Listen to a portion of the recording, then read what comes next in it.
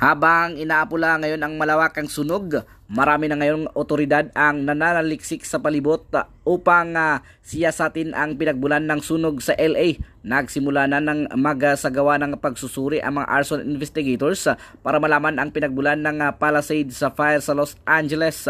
Ayon kay LA Fire Department Chief Christine Crowley na mayroong kabuuang 21 na opisyal na bilangan ng 16 arson investigators at isang aso na sinanay ng mga moy na mga fire accelerant ang nakatutok sa kaso.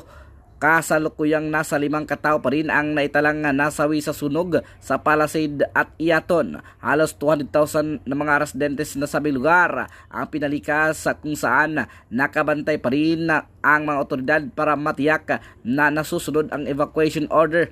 Ilang katao na rin ang inaresto ng otoridad dahil sa ginawa nilang pagpasok sa mga kabahayan. Ipinapaalala rin ng National Weather Service ng Los Angeles na mananatili pa rin ang malakas na hangin na siyang magdudulot ng paglakas ng apoy. Sa opisyal na pagtaya ng otoridad na aabot na sa mahigit 50 billion US dollars ang danyos mula sa nasabing sunog.